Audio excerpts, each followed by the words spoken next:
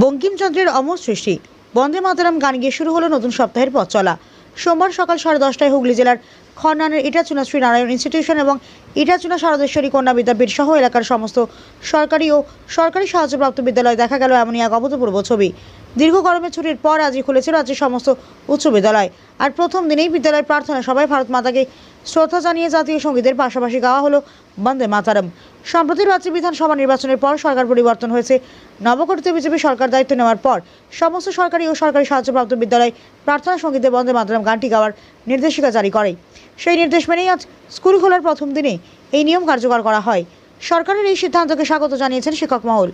ইটাচুনা শ্রী নারায়ণ ইনস্টিটিউশনের প্রধান শিক্ষক পল্লব পুরোহিত সরকারের এই মহান উদ্যোগকে সাধুবাদ জানিয়ে বলেন, দিনের শুরুতে দেশমাতৃকাকে উৎসর্গ করা এই গান ছাত্রছাত্রীদের মনে এক আলাদাই মনোসংযোগ তৈরি করবে। বর্তমান প্রজন্মের ছাত্রছাত্রীরা এতদিন প্রার্থনা সবাই শুধু জাতীয় সঙ্গীত গেয়ে অভ্যস্ত ছিল, তাই তাদের কাছে প্রথমটাই এটি কিছুটা নতুন মনে হতে পারে। তবে আমাদের প্রজন্মের কাছে এটি একেবারেই নতুন নয়। প্রধান শিক্ষক মহাশয় আরও যোগ করেন, বর্তমান ছাত্রছাত্রীরা যদি এই কালজয়ী গানের প্রতিটি শব্দের অন্তর্নিহিত অর্থ অনুধাবন করতে পারে, তবে আগামী দিনে দেশপ্রেমের ভাবনায় তাদের চলার পথ আরও সুদৃঢ় হবে। প্রার্থনা সভায় এই সঙ্গীতের মাধ্যমে দিন শুরু হলে পড়াশোনা সহ সমস্ত ক্ষেত্রেই পূর্বদের একাগ্রতা বৃদ্ধি পাবে। স্কুল খোলার প্রথম দিনেই প্রার্থনা সবাই এমন দেশাত্মবোধক পরিবেশ তৈরি হওয়ায় শিক্ষক শিক্ষিকা এবং ছাত্রছাত্রীদের মধ্যে এক নতুন উদ্দীপনা লক্ষ্য করা গিয়েছে। চোখ রাখুন জামালপুর নিউজ লাইভে।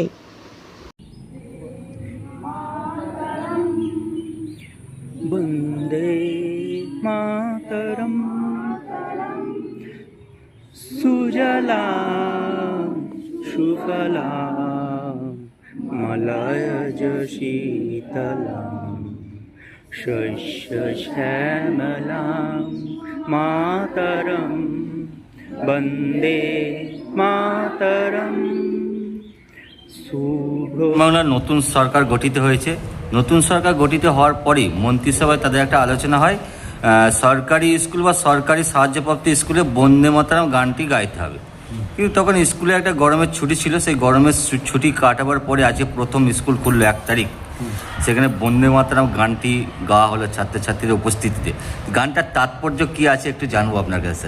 গানটার তাৎপর্য বলতে কি, এটা তো সেই সময় পরাধীন ভারতবর্ষে লেখা হয়েছিল। পরাধীন ভারতবর্ষে আর গানের যে বক্তব্যগুলো আছে বা ওয়ার্ডিংগুলো আছে পরিষ্কার তো বোঝা যাচ্ছে এটা ভারতবর্ষে বা নিজের দেশমাতৃকাকে উৎসর্গ করা হয়েছে বা দেশমাতৃকার জন্য নিজেকে উৎসর্গ করার একটা চিন্তাভাবনা এবং প্রত্যেককে উদ্বুদ্ধ করা হয় এই কারণে। এই গানটা আমাদের যারা এক্সপিরিয়েন্স লোকজন আছে, আমরা যারা এতদিন আছে, আমাদের কাছে নতুন কিছু নয়। যেটা নতুন প্রজন্ম যারা এখন 5, 6, 7, 8 বা যারা 12-এও পড়ছে, তারা তো গত 8-10 বছর 15 বছরে এই বিষয়গুলোর সঙ্গে পরিচিত ছিল না, তাদের কাছে ব্যাপারটা নতুন। তো আমাদের কাছে ব্যাপারটা সত্যিই খুব অসাধারণ একটা প্রয়াস, এবং এই প্রয়াস অনুযায়ী আমরা যদি সত্যি এইভাবে শুরু করতে পারি, তাহলে যেটা প্রথম এবং প্রধান বিষয় হচ্ছে এটা একটা অদ্ভুতভাবে মেডিটেশনের কথাও আমাদের মনে করিয়ে দেয়। অর্থাৎ দিনের শুরুতেই একটা আমরা ধ্যানের মধ্য দিয়ে আমরা দিনটা শুরু করলাম। গানটার সুর, গানটার বক্তব্য, যদিও এটা এখন আমার ছেলেদের কাছে নতুন, আমি প্রেয়ার লাইন আজকে বলে দিলাম যে এই বিষয়গুলো নিয়ে ক্লাসে তোমাদের দিদিমণি মাস্টারমশাইরা আলোচনা করবেন, তোমাদের আরও প্রতিদিন রিহার্সাল চলবে, এরকম প্রায় 10 দিন 15 দিন আমাদের এরকম চলতে থাকবে। তবে ওরা অভ্যস্ত হবে জিনিসটার সঙ্গে, তবে ওরা এর মানেগুলো বুঝতে পারবে। সবই ওদেরকে ব্যাখ্যা করে দেওয়া হবে প্রত্যেকের কাছে, ক্লাসরুমে দিয়ে দেওয়া হবে। সুতরাং এটা একটা অসাধারণ প্রয়াস। এর মানে বুঝে এটাকে যদি ঠিকঠাক আত্মস্থ করা যায়, তাহলে একটা কনসেন্ট্রেশন বা নিজেদের কাজের প্রতি নিমগ্নতা এটা বাড়বে, বই কমবে না। এবং সত্যি নিজের দেশ শুধু নয়, দেশের থেকেও বড় কথা নিজের পরিবার, নিজের পাড়া, নিজের প্রতিবেশী, নিজের স্কুল, এইগুলো সম্পর্কে আগে একাত্মতা বোধ তৈরি হবে।